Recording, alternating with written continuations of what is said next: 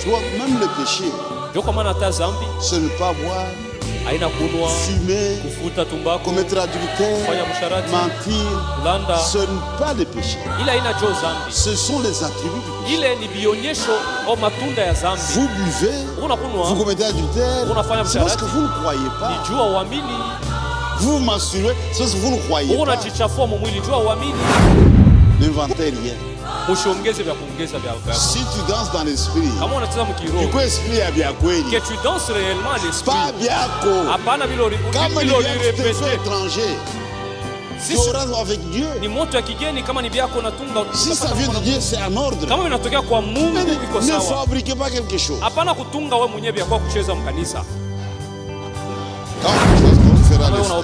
Il ouvre sa bouche grandement. Je mange la parole. Je mange la parole. Ça, c'est un fanatisme avec. La parole entre par l'oreille, pas par la bouche. Satan aussi s'aime en écoutant. C'est le foufou, les pères mangent. C'est par l'oreille. La foi, c'est qu'on entend. Il est dans les machins.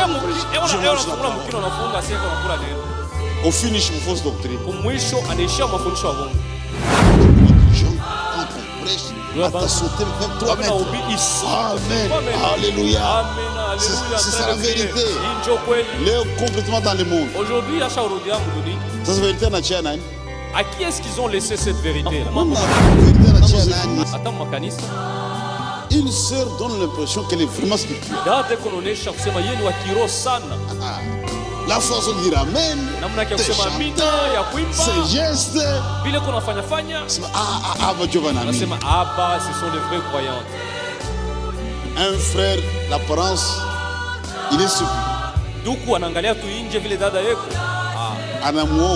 Il va l'épouser. Mariage.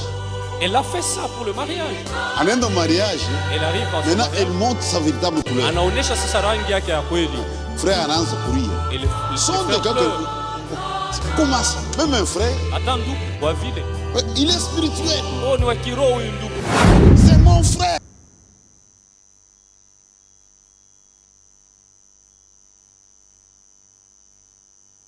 Pour la prière. Et pour la lecture de la parole de Dieu.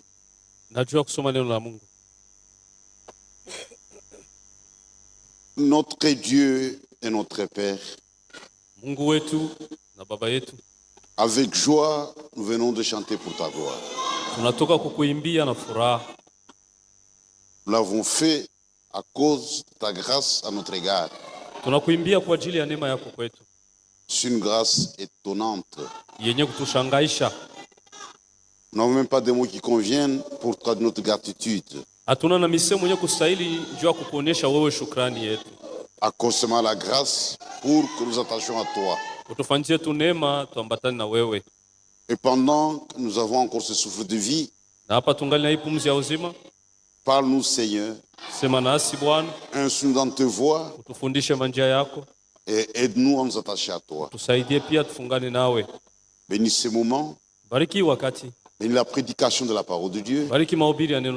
Accorde la grâce pour que chacun écoute comme écoutent les disciples. Accorde la grâce pour que nous mettions en pratique la parole de Dieu.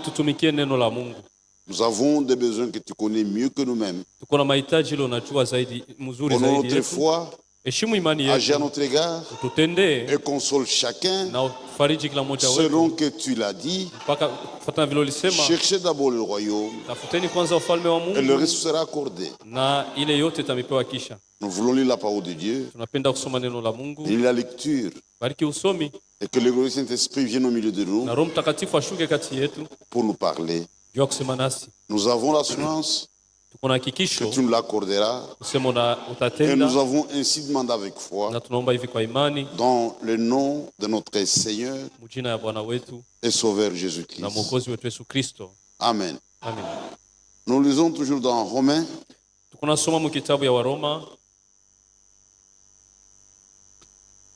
Romains chapitre 12 Nous sommes toujours au premier verset.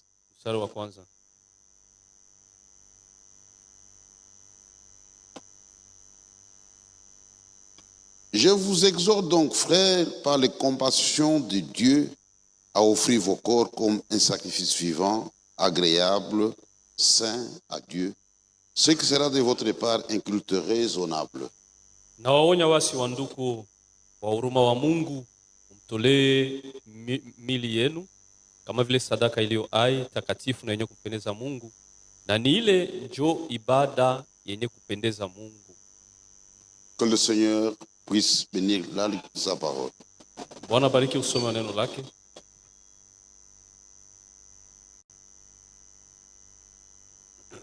Dimanche, on a parlé de la spiritualité. Siku ya yenga tulisemea juu ya hali ya kiroho. Que les gens ne supportent pas. Ile batu abavumilie. On ne doit pas délirer au nom de la spiritualité. Hatuwezi kufanyakana bitu mjina ya kiroho, hapana. Un vrai chrétien, c'est un homme ou une femme normale. Mkristo wa kweli ni mtu wa kawaida. C'est une personne lucide. Eko naona bitu mzuri. Une personne claire, sobre. Ni mtu wa kiasi. Anajua kuangaikia kia mafaa.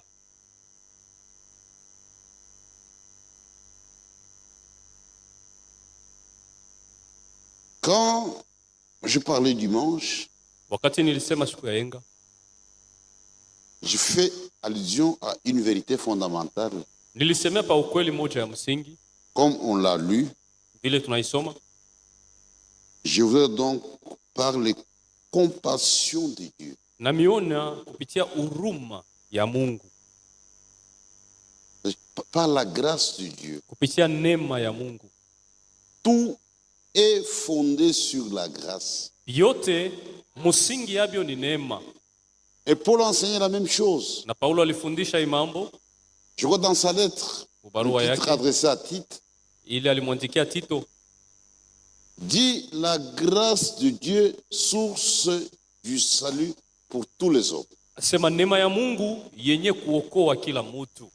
C'est-à-dire aujourd'hui, ni kusema leo, personne ne sera sauvé en dehors de la grâce. Hakuna mtu anaweza kuokolewa nje ya neema.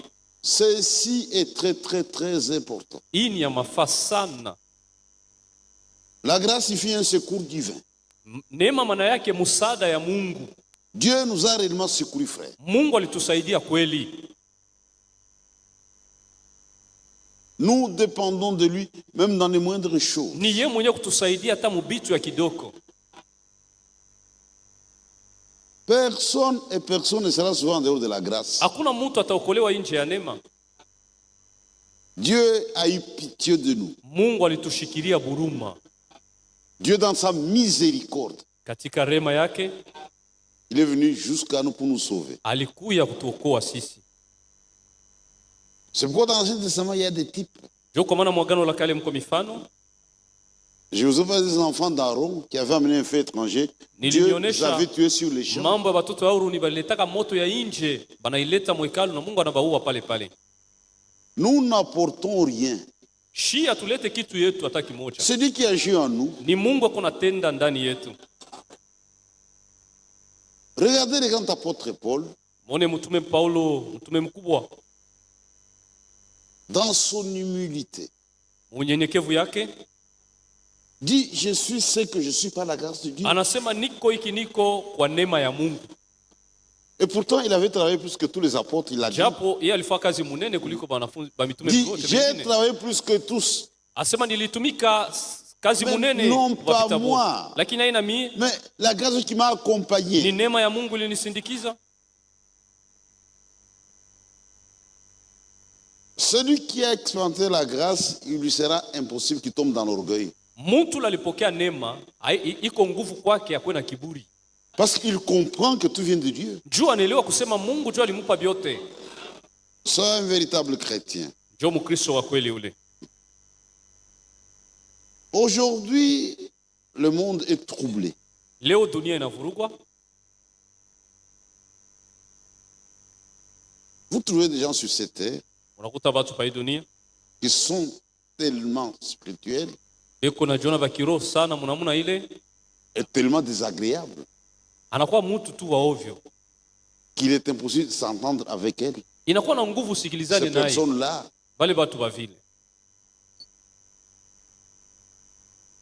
et dans leur folie, pour tranquilliser la conscience, entre la chair et l'esprit, il y a un combat pour justifier leur mauvais comportement. Non.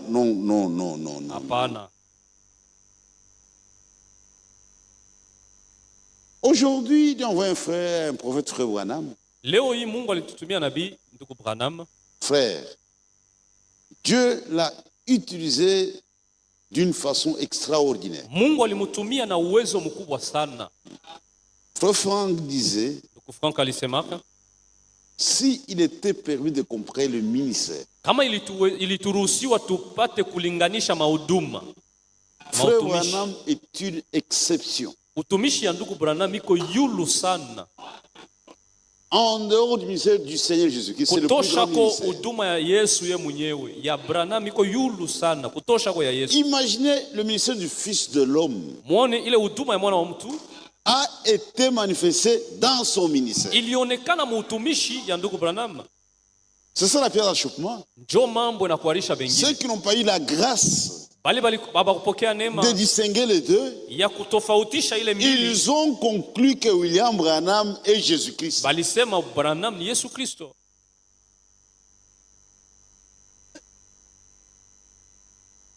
Mais malgré ces grandes expériences, Frère Branham est resté un homme naturel, avec des besoins, des sentiments, des désirs naturels. Il se comme un homme normal, un homme simple, un homme normal.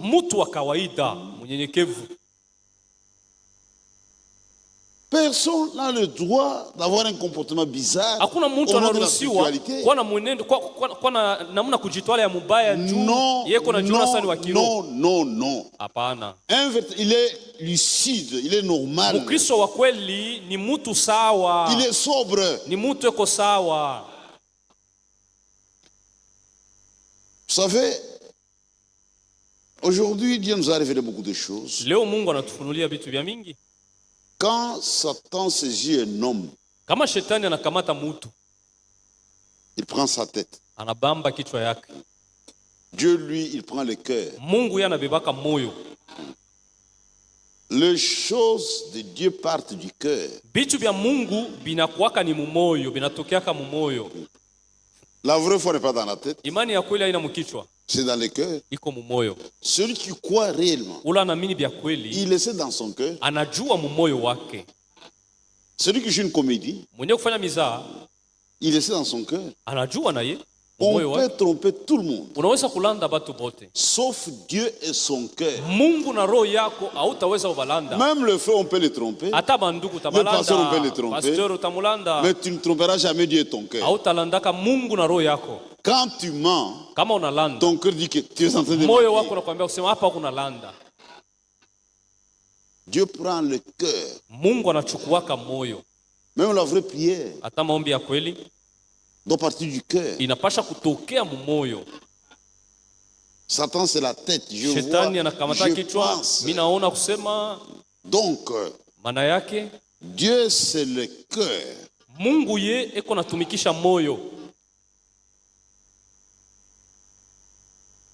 Maintenant, si le cœur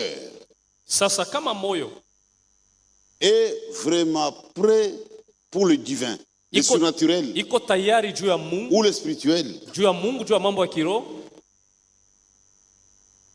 cela ne montera pas dans la tête.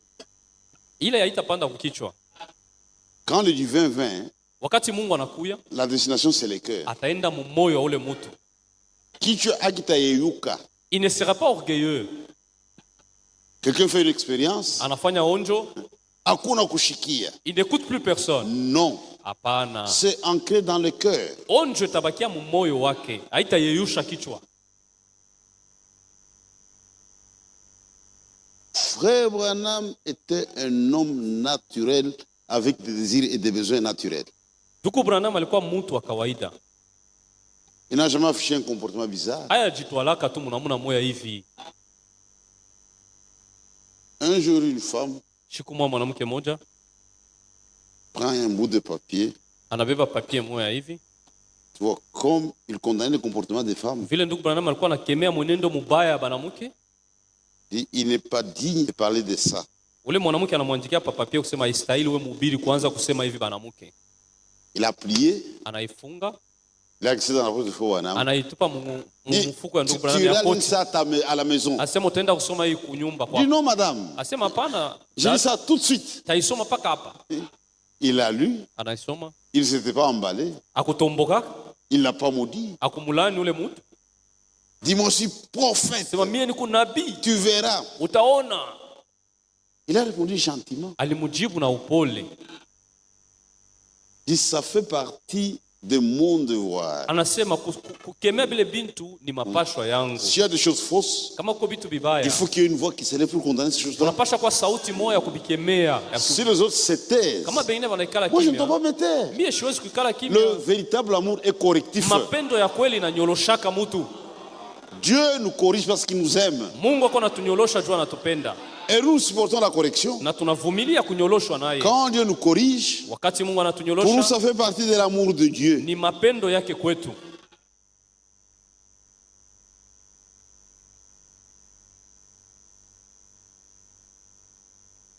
Satan c'est la tête. Shetani anatumikisha kichwa.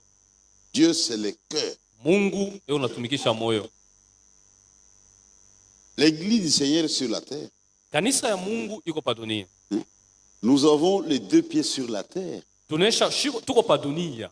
Mais notre cœur est au ciel. Lakini moyo wetu uko kumbingu. Notre cœur est au ciel. Moyo wetu uko kumbingu. Ton cœur se trouve là où se trouve ton trésor. Kule kuko hazina yako, njo kule moyo wako iko. Nous sommes sur la terre. Tuko pa dunia. Mais notre cœur est au ciel. Lakini moyo wetu uko kumbingu. Et Dieu vit à nous. Na Mungu kunaishi ndani yetu. C'est une présence. Eko ni uwepo wake uko ndani yetu. Soyons et restons normaux. Tubakie batu ba kawaida.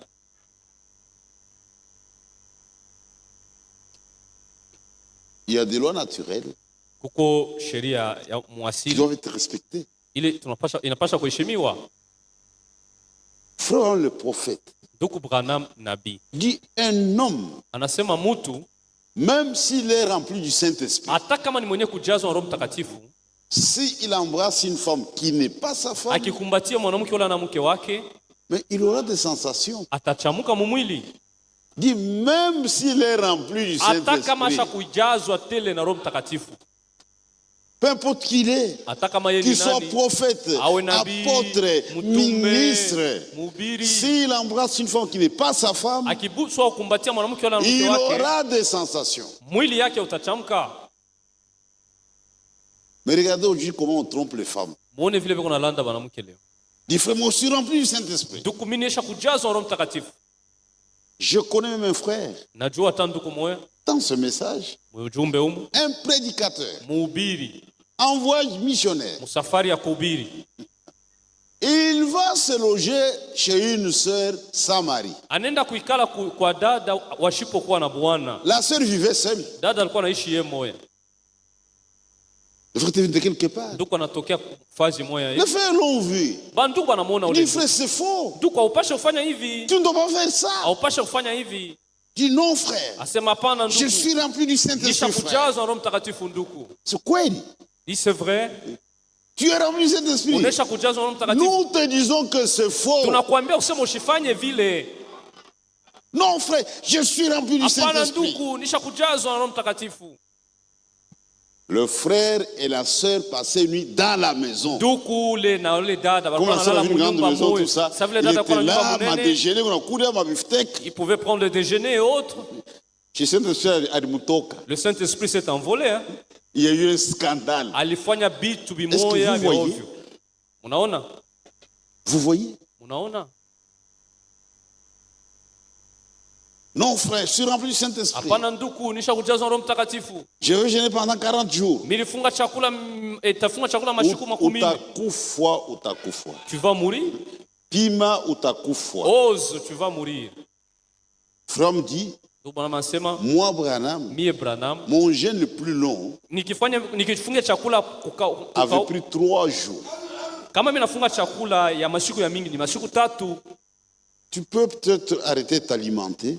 Unaweza kuacha kula. Mais tu dois même hydrater ton corps. Unapasha kunwa mai. C'est la nature. Ndio asili, ni sheria ya asili. Le corps a besoin de l'eau pour mwili inahitaji mai. Un moteur il n'y a pas d'eau, ça chauffe. Moteur kama hamuna mai itashofe. Et ça craque. Na inaweza hata kulungula. Frère, écoutez votre corps. Unapasha kusikia mwili wako. C'est la nature. Ni asili, ni sheria ya asili. Même ceux qui voyagent, les mariés, 2 ans en voyage, ce sont des problèmes. Là où ils ne vivent pas correctement,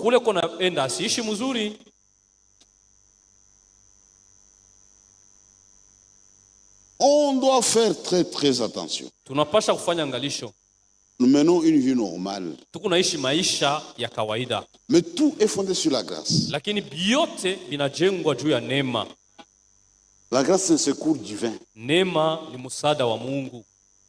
N'apportez pas le fait étranger. Frère, Dieu amène tout.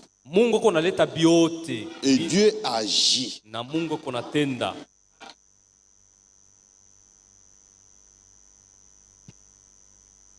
Paul nous exhorte à offrir nos corps. Il n'y a pas que le corps. C'est tout notre entier. Dieu veut ça. Notre corps, notre esprit, notre âme. Notre âme est déjà sauvée. On est encore dans un corps de chair. Quand Jésus revient, nous allons expérimenter la délivrance de ce corps. Mais dans l'âme, on est déjà sauvé. On attend la délivrance du corps. On est dans un corps naturel. On tombe malade. Quand on n'a pas mangé, on a faim. Parfois, on a soif. Nous sommes des hommes.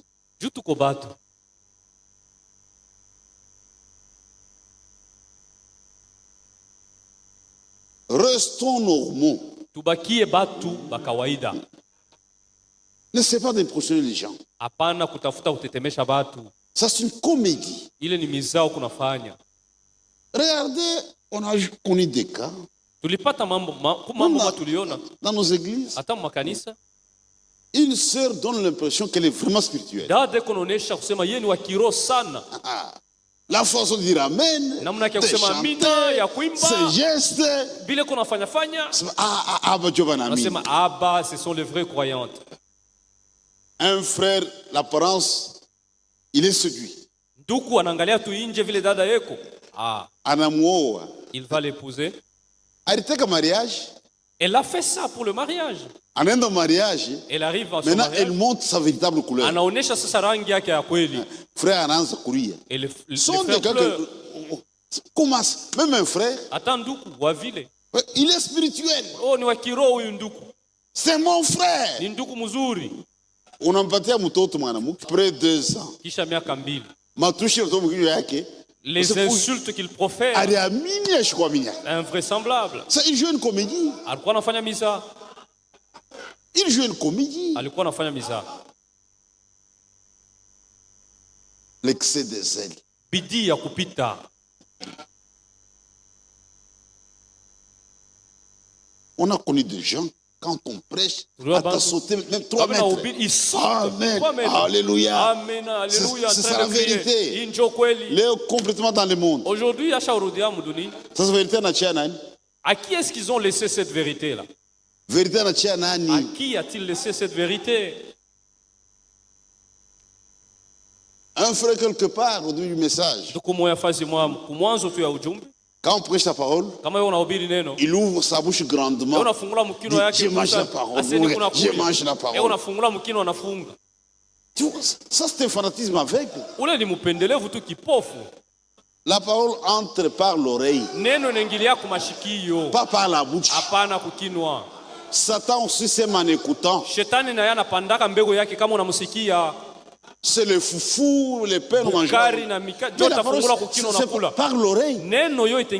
La foi, c'est qu'on entend. Il est dans les au finish, une fausse doctrine. Soyons normaux. Lucides. N'inventez rien. Si tu danses dans l'esprit, que tu danses réellement l'esprit, pas bien comme il te fait étranger, tu auras avec Dieu. Si ça vient de Dieu, c'est en ordre. Ne fabriquez pas quelque chose. Parce que tu feras les frais. Tout est fondé sur la grâce. On va développer cette pensée. C'est pourquoi aujourd'hui, il est impossible de tomber dans l'orgueil. Même le ministère, c'est par grâce. Tout est fondé sur la grâce.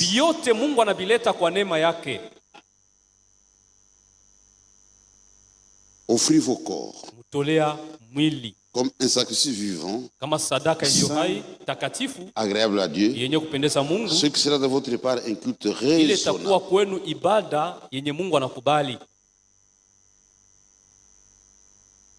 La sainteté ne concerne que Dieu.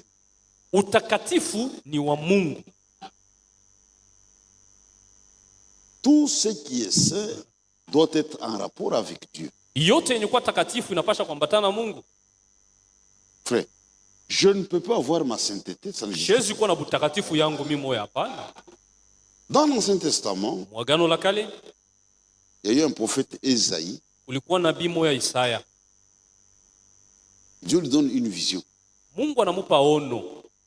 C'est un prophète, il est né prophète.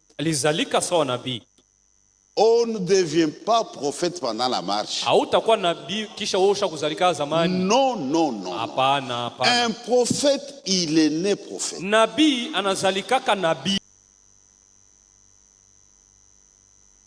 Commerçant. Il était commerçant. Après, il est prophète. Vous naissez prophète. Ce que Dieu dit à Jérémie.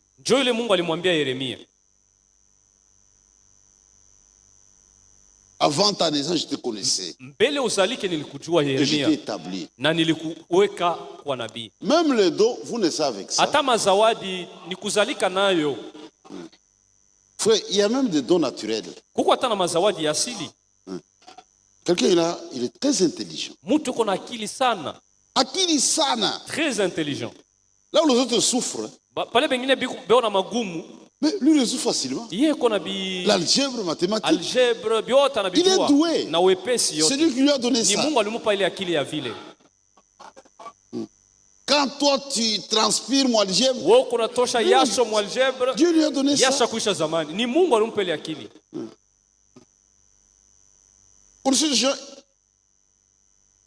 Il passe beaucoup de temps à distraction. Mais aux examens, 90%. Toi, tu as lu toute la lit, tu échoues. Ce sont des dons. Même dans le domaine, les gens peuvent faire la médecine la même année, le même jour, banaisha siku moja mwaka moja. Mais ule alidistingue. Quelqu'un n'a pas distingué. Lakini yashi kudistingue, lakini mkono yake anayua kupasula mzuri. Les autres s'étonnent. Kama kuna pasula hivi bengine bako na shanga. C'est un don. Na yeye ni zawadi yake. Même en mécanique. Hata mu mécanique. Les autres peuvent transpirer. Aba bengine magumu. Quand lui arrive. Yaki fika pale. Expliquez-moi. Asema munioneshe. Vous nous expliquez? Vous lui expliquez. Faites ça, ça, ça, ça. Asema mfanye hivi na vile. Je me souviens quand on avait le camion Ford. Wakati tulikuwa na camion Ford. On avait des pannes à répétition. Inaanza mapani ilikuwa ya mingi kila wakati. On changeait le disque d'embrayage chaque semaine. Kila juma tulikuwa badilisha le disque d'embrayage. Kila juma. Alors nous avons un frère qui était mécanicien, très intelligent. Nous avons ndugu mwa mécanicien. Alikuwa na akili. Alors quand vous aurez cette panne, anasema ukipata ile panne, vous m'amenez le disque et le plateau. Mushi bien sûr à panne. Munilete disque na plateau. Vous m'amenez seulement comme ça. Munilete bio paka vile. On lui amène. Tunamletea. Il regarde, il observe, Anaangalia, anachunguza. Dit maintenant je vais vous dire la maladie. Asa tamionesha sasa magonjwa. C'est le plateau. Magonjwa ni plateau, haina disque. Dit regardez, les doigts ne sont pas réglés au même niveau. Ile mado abairégler pa phase moja. Quand vous débrayez, ukidebrayer, les gens suivent la même pression, c'est comme si on arrache. Ni kusema uko sawa unaitukuna kwa nguvu. Changez le plateau. Mubadilishe plateau. Et vous allez vous reposer. Quand on a fait ça, c'était terminé. Mais les autres tâtonnaient. Aba bengine balikuwa na papasa, mais finalement, on va terminer tout ma disque tout mon soko. Tutaisha madiski ya musoko yote. C'est un don. Yeye ni zawadi, ni akili Mungu alimpatia. C'est un don. Ni zawadi yake. Et quand il y avait un problème quelque part vers Kabalo, wakati kulikuwa magumu mwangambo ya Kabalo, le truc qui fait traverser les véhicules était en panne. On a cherché, tout le monde a échoué. On a vu au gouverneur. Nous connaissons quelqu'un. Celui va là-bas. Il va dépanner. On est allé chercher le frère. On l'envoie là-bas. Et il a dépanné. Ana dépanné ile bac. C'est un don. Na yeye ni zawadi yake. Frère, nous dépendons de Dieu. Tuko natumainia Mungu mkila kitu. Esaïe s'appuyait sur un homme. Isaya alikuwa anategemeaka mtu mfalme. Frère, Dieu ne veut pas ça. Mungu apende tutegemee batu. Même si l'homme est bon, hata kama ni mwema je, ne vous appuyez pas sur un homme. Usimutegemee ule mtu. Qu'il soit maudit celui qui se confie dans un homme. Alainiwe yeyote mwenye kutegemea mtu. Dieu veut que tous nous dépendons de lui. Mungu anapenda tumutegemee yeye. Comment un prédicateur peut s'appuyer sur les hommes? Je mhubiri anaweza kutegemea juu ya watu wengine? Non, frère. Hapana ndugu. Notre soutien doit venir d'en haut. Msaada yetu inapasha kutoka kwa Mungu. Dieu dit, je vais donner une leçon à Isaïe. Il a retiré Mungu asema nitamfundisha Isaya. Les rois akamchukua sur lesquels il s'appuyait. Ule Isaya alikuwa anatumaini. Maintenant, il se trouve sans soutien. Anabakia yeye mmoja sasa. Il va au temple. Anaenda kwa hekalu pour la prière. Juu ya maombi. Et c'était bien. Ilikuwa mzuri. Dieu parfois nous retire de soutien. Mungu anatutoshaka mategemeo yetu. Pour nous instruire. Juu atufundishe. Vous appuyez tout sur un bras, unatumainia sana mtu moja hivi anamchukua ule mtu. Maintenant on a besoin de Mungu. Et maintenant là tu as besoin de lui. Dieu donne une vision. Mungu anampa ono. Il regarde. Anaangalia. Il voit l'Éternel sur un trône très élevé. Anamona Mungu pakiti ya ufalme ya juu sana. Anaangalia. Il a regardé. Comment les choses passent au ciel. Namuna mbitu unafanyika kumbingu. Il a vu des séraphins. Akaona baserafi qui chantaient jour et nuit. Walikuwa naimba usiku na mchana. Saint, mtakatifu, Saint, mtakatifu, Saint, mtakatifu. Et l'Éternel des armées. Ni wa milele wa majeshi. Dieu est 3 fois saint. Oh Mungu ni mtakatifu mara 3 tatu. Ana mtakatifu mara 3 tatu. Il reste saint, saint. Eko mtakatifu kwa lote. Même cantique, ici nous changeons de cantique. Huko tunabadilishaka mimbo, kule ni mwimbo moja. Kule ni paka mwimbo moja. Là-bas kule ni saint, mtakatifu, mtakatifu. Et l'Éternel des armées. Ni wa milele wa majeshi. Saint, saint. Mtakatifu, mtakatifu. Et ces anges ne peuvent pas le regarder. Na bale ba malaika bakuwa na mwangalia Mungu. Ils devaient cacher leur face. Balikuwa naficha uso yabo na mabawa. Couvrir les pieds. Banafunika na miguu. Et ils volaient avec 2 ailes. Na mbili iko na basaidia jua kuruka. Isaïe a vu ça. Isaya aliona ile mambo. Quelqu'un était sur le trône. Isaïe n'a pas vu 3 personnes sur le trône. Isaïe a vu un seul homme. La Trinité est fausse. Aucun prophète n'a prêché ça. La Bible ne supporte pas ça. C'était une vision du ciel. Saint, Saint est l'Éternel.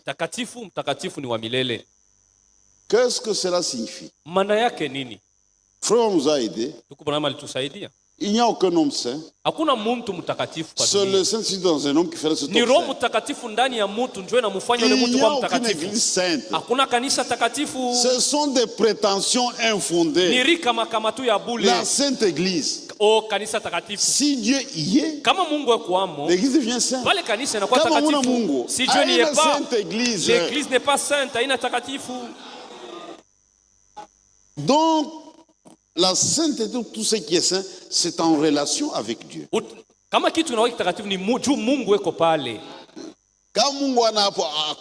Si Dieu n'y est pas, hakuna utakatifu. Et Dieu et sa parole, c'est la même chose. Mungu na neno lake ni kitu moja.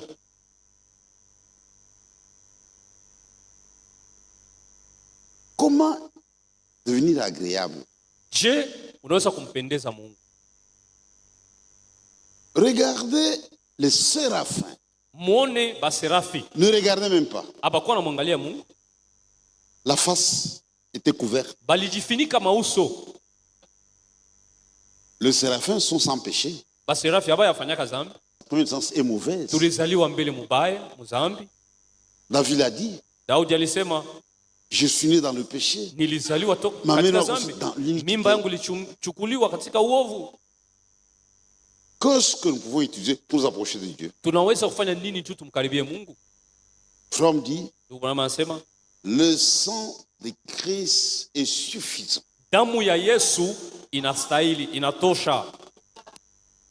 Frère, c'est pourquoi le sacrifice du calvaire, si quelqu'un ne comprend pas la portée du sacrifice, il est fou. C'est le sacrifice parfait. Vous avez des types dans l'Ancien Testament.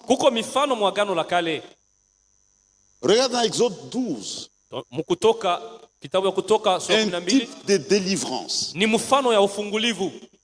y a eu un prophète puissant, Moïse, avec des miracles. Mais pour la libération, il fallait immoler l'agneau et appliquer le sang. Un agneau mâle, pas un agneau femelle, un mâle sans défaut, un agneau parfait. Il fallait bien l'examiner, s'assurer qu'il n'a aucun défaut. Quand le sang fut appliqué, Israël est sorti. Et c'est une délivrance totale. Frère, Dieu ne fait pas des choses à moitié. Dieu veut nous délivrer. Dis-moi, je fais une moitié. Vous allez faire autre moitié. Non, c'est une délivrance totale. Ce parfait. Il y avait des sacrifices dans l'Ancien Testament. Des types et des ombres. Quand il fallait offrir, il fallait un mâle sans défaut. Pour que cela soit agréé. Un mâle sans défaut. Et quand Jésus est venu, c'était un mâle. L'agneau de Dieu. Les théologiens ne connaissaient pas Jésus. Jésus n'est pas allé vers les théologiens. Jésus étant la parole, est allé vers un prophète. Parce que la parole vient au prophète. Et c'était Jean-Baptiste. Na alikuwa ni Yohane Mbatizaji. Jean seul était mieux placé pour présenter Jésus correctement. Yohane peke yake ndio alistahili kumtambulisha Yesu vile inafai. Dis voici l'agneau de Dieu. Tazameni mwana kondoo wa Mungu qui ôte les péchés du monde. Anayechukua kuondosha dhambi ya dunia. Le péché était toujours couvert. Zambi wakati yote ilikuwa yenye kufunikwa. Mais lui vient pour ôter. Yeye alikuwa kuitosha, anaichukua. Pour régler une fois pour toutes la question du péché. Tu amalize mara moja kwa lote mambo ya zambi. Maintenant, le temps de la crucifixion arrive. Sasa wakati d'aller à la croix. Wakati wa kwenda kumsalaba ukafika. On amène devant Pilate. Wakamleta mbele ya Pilato. C'était un souverain sacrificateur. Pilato alikuwa kuhani mkubwa. Et il a prophétisé. Na akatabiri. Parce qu'il était en fonction. Juu alikuwa mkazi ile wakati. Dit écoutez, asema musikie. Il faut que seul homme meure. Inafai mtu mmoja akufe. Au lieu que beaucoup mais il a akufe. Bali ya watu mingi bakufe moya akufe. Il ne comprenait pas. Sasa ina kujua kabla alikuwa anasema. C'est pourquoi il faut faire attention. Ndio kwa maana inafai kufanya angalisho. Quand vous allez voir les hommes de Dieu. Wakati unaenda kuona watumishi ya Mungu. Il peut dire des choses que tu ne comprends pas maintenant. Anaweza kusema vitu bila uelewe hapa. Mais plus tard. Lakini baadaye si j'avais fait attention. C'est kama nilifanya angalisho. Alisemaka hivi. Il avait dit ceci. Et Pilate posait des questions à Jésus. Pilato alikuwa anamuuliza Yesu. Jésus était calme. Yesu alikuwa kimya. Il n'a pas effrayé Pilate. Hakuwa anamuongopesha Pilato. Je suis Dieu, attention. Niko Mungu Pilato, fanya angalisho, tu risques de mourir. Hapana. Comme on disait des mensonges. Sable baranza kumulandia bongo. Des fausses accusations. Ndio na mustaki vya bongo. Il a dit qu'il va détruire le temple. Alisema tabomola hekalu. Et en 3 jours le rebâtir. Kisha masiku 3 aijenge. Jésus était calme. Yesu alikuwa kimya. Ne se défend pas. Mukristo ajiseme yake seme yake. C'est une mauvaise nature. Ile kisela vile kwa mubaya. Si quelqu'un raconte des mensonges. Kama mtu anakulandia bongo. Suma chese mabongo yake. Laisse-les raconter les mensonges. Ukuna luluma. Mais pourquoi? Nous sommes des chrétiens. Soyons normaux. Quand nous allons au bureau, même si y a un dossier, nous parlons à tour de rôle. Aseme. Laisse-le parler. S'il termine, je prendrai la parole. Pas pour blesser. Je dois comme un chrétien. Mais qu'est-ce que nous constatons? Quand le frère parle, pendant 30 minutes, ce sont des blessures à l'égard de la femme. Quand la femme prend sur la parole, elle blesse le mari jusqu'à la fin. Ça, couple. Mais vous êtes quel type de couple? Quel type de chrétien êtes-vous? Si quelqu'un parle, que ce qu'on annonce des oracles que votre parole soit toujours assaisonnée de sel. Quand un chrétien ouvre la bouche, ce sont des paroles de grâce. Jésus était calme. Il dit, je ne vois aucun crime dans cet homme. Frère Pilate l'a blanchi. Pilato akamhesabia. Il dit, je l'ai observé. Hakuna crime hata moya. Mishione kosa hata moya. C'était un agneau mâle sans défaut. Alikuwa ni mwana kondoo dume bila kosa. Nous vous disons que le seul homme zéro faute, c'est le Seigneur Jésus-Christ. Mais nous n'avons jamais saisi la portée de la chose. Nous répétons comme des perroquets. Si nous comprenons que le seul homme zéro faute, ça peut nous aider dans notre marche. Le seul homme zéro faute, c'est le Seigneur Jésus-Christ. C'est l'incomparable. Chacun d'entre nous, il a des qualités et des défauts. Même dans un mariage, Votre femme n'est pas un ange. Bibi yako na malaika. Ni muntu. Elle est humaine. Bwanako ni muntu. Ton mari est humain. Il a des qualités et des défauts. Eko na bizuri, eko na mankosa pia. Dieu est juste. Mungu ye ni wa haki. Quand on a bien agi, il nous loue. Kama unatenda mzuri, anakusifu. Quand on a mal agi, il nous reprend. Ukitenda mubaya, anakukemea. Péché à tout n'a bien pas. Mais nous ne sommes pas bien.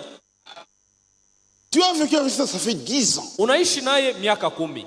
Mais quand tu parles, wakati unamusema, tu ne relèves même pas le moindre côté positif. Auseme kwa hata kizuri yake kimoya. Si tu n'écoutes que les frères, kama unasikia tu nduku, et tu tires ton jeu à la hâte, na unakatia mambo pale, oui, dada ni démon. Unaweza kusema cette sœur est un si démon. La sœur se prend la parole, kama ni dada yako nasema, c'est la même chose. Ukishimamie pale utaona sababu bwana yake ni démon. Je relève le côté positif. Kisema hakuna bizuri bila anafanyaka. La seule personne zéro faute ni Yesu. Mtu asiponkosa ni Yesu. C'est Jésus. Si nous comprenons ça, kama tunaelewa vile, ça peut nous aider. Itatusaidia sana. Nous ne sommes pas des politiciens. Hatuna bafanya siasa. Dans la politique, musiasa, quand quelqu'un n'est pas au pouvoir, kama mtu ashina ku pouvoir, tout est faux. Vyote vile ole ku pouvoir yako nafanya kwake ye abina sawa. Et il fait des promesses. Na yeko na plaka. Hata kama anakuya. Même si il est maintenant aux affaires, lui aussi aura des défauts et des qualités. La seule personne zéro faute ni Yesu. Mtu moyo anafanyaka paka vizuri. Selon parfait. Yesu ndio mkamilifu.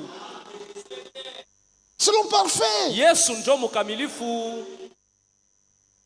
On doit avoir des retenues. Tuajue kujizuiza. On doit avoir des réserves. Tuanze kujizuiza. Même une accusation. Comment est-ce qu'on peut accuser quelqu'un sur toute la ligne? C'est déjà faux. C'est un mauvais cœur. C'est un mauvais sentiment. Donc il n'a même pas 1% de bien. Depuis il n'y a même pas 1% de bien. Sœur, ton mari là, il n'a pas 1% de bien.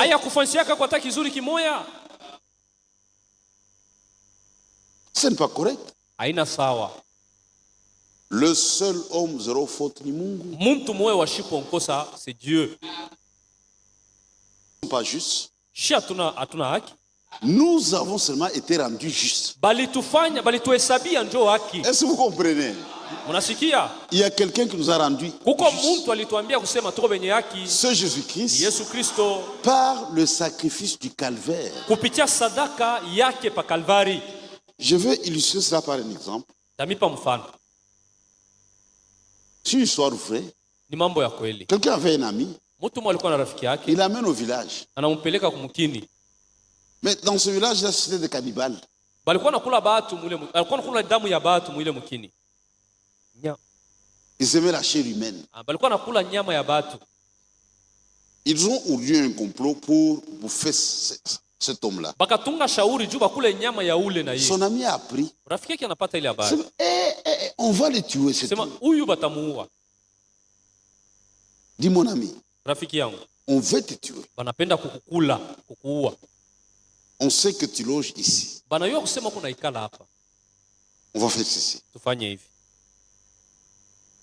Tu me donnes tes habits. Unipe mavazi yako. Je m'habille comme toi. Nivale sawa wewe. Quand ils vont venir, wakati ile batakuya pour attaquer la maison, juu bakwe baingie mu nyumba, moi je vais aussi comme c'est la nuit. Ça vile ni busiku. Fait sombre. Ni busiku kuko giza.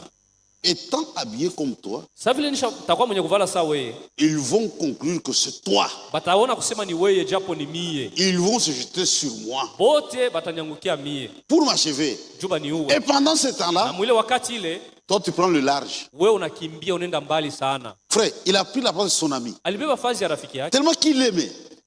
Sababu alimpenda sana. On a changé de tenue. Banabadilisha mangu. Et la nuit, pourquoi tu as attaqué nous? Busiku, ces gens-là sont venus attaquer la maison. Dans l'obscurité, lui sort. Ils n'ont pas besoin de vérifier. Ils ont pris l'autre. Pendant la confusion, l'ami fuit. Et quand ils l'ont achevé,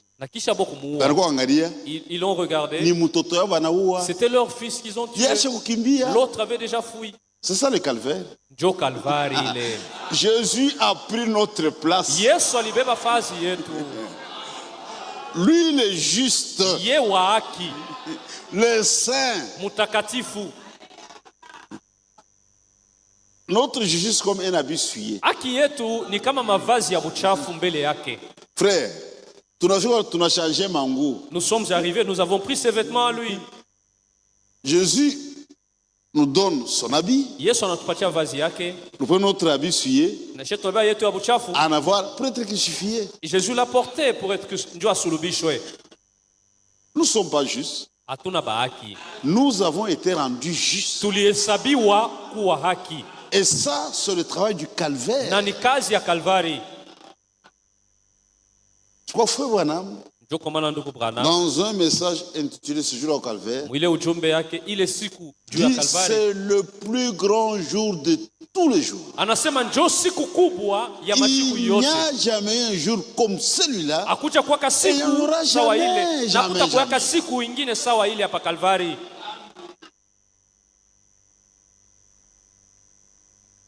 Quelqu'un qui peut accuser sa femme pendant 1 heure, il a seulement oublié le calvaire.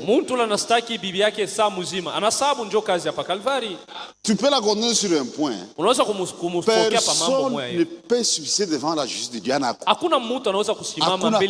frère Branham dit je ne veux pas sa justice. Je veux sa miséricorde. Je ne veux pas de sa justice. Personne. Je dis aux frères quand je reçois un couple, il est seulement au regard de la parole de Dieu. Ton frère, j'exclus la sœur.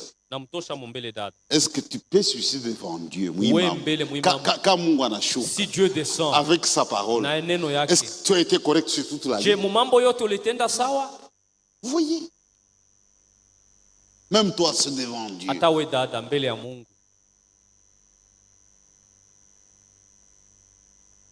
C'est pourquoi, si vous lisez dans nos doctrines, notre salut repose uniquement sur cette œuvre parfaitement achevée. C'est parfait. Il y a tout, frère. Il y a tout et il y a tout. Il ne manque rien. Maintenant, tout est centré sur la foi. Tout est centré sur la foi. Et la vérité, c'est la foi biblique. Il y a un verset. Vous lisez à la maison. C'est Jean 7, 38. Frère Franck a beaucoup utilisé ça. Mais dans la version d'Arbi, ça c'est plus profond. Dit celui qui croit selon que dit l'Écriture. Donc il faut croire selon ce que la Bible dit. Pas selon ce que les gens expliquent. Pour expérimenter le bienfait du calvaire ou de la parole de Dieu. Ça, il ne faut pas raisonner. Dans la foi, chacun n'expérimente que ce qu'il croit. Frère, si vous ne croyez pas, vous n'allez pas expérimenter. Tu vois, même le péché, ce n'est pas boire, fumer, commettre adultère, mentir, ce n'est pas le péché. Ce sont les attributs du péché. Vous buvez, vous commettez adultère, c'est parce que vous ne croyez pas. Vous masturbez, c'est parce que vous ne croyez pas. Vous ne croyez pas. Ce sont les attributs du péché. Croire selon que dit l'Écriture. C'est pourquoi vous avez de véritables croyants qui croient selon les Écritures. Vous avez de soi-disant croyants et vous êtes des incrédules. Et les trois s'excluent.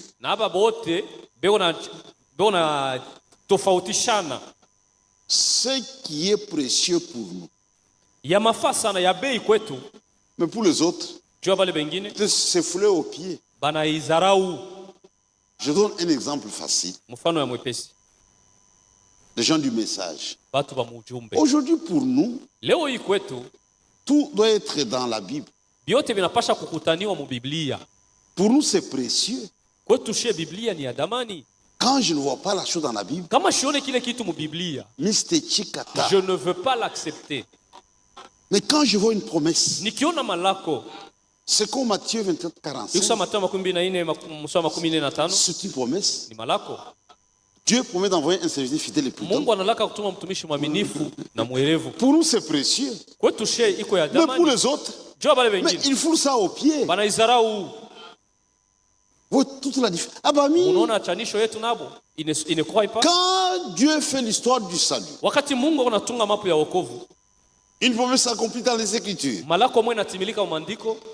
Tu rejettes la chose. Tu es un incrédule. Tu es un incrédule. Qu'est-ce que la Bible dit au sujet du calvaire? C'est un sacrifice parfait qui nous a rendus parfaits. Si nous sommes parfaits, si nous sommes saints, c'est à cause de ce sacrifice. Si nous sommes justes, c'est à cause de ça. On doit fonder la foi sur ça. Et il y a des avantages qui accompagnent la chose.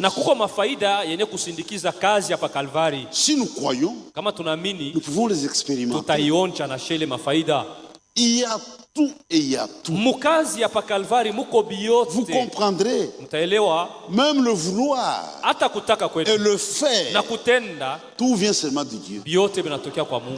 Quand tu regardes, il n'y a pas ta part. Tu n'as rien fait.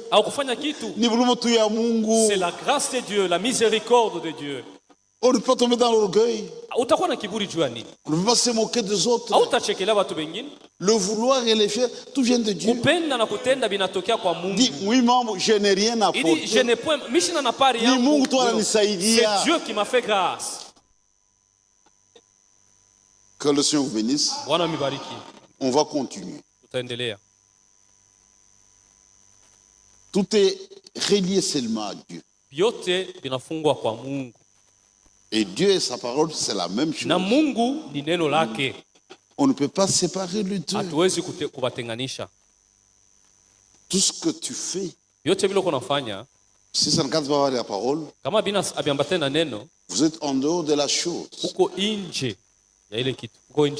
Regardez, Satan a fabriqué la sainteté.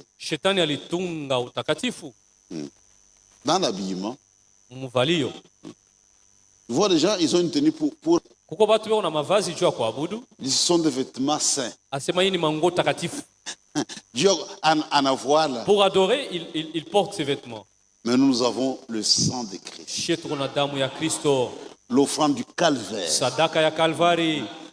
Quand on présente ça à Dieu, tout est réglé. Quand Dieu nous regarde au travers du sang de Christ, nous sommes sans péché. Nous sommes saints. C'est ça le mystère.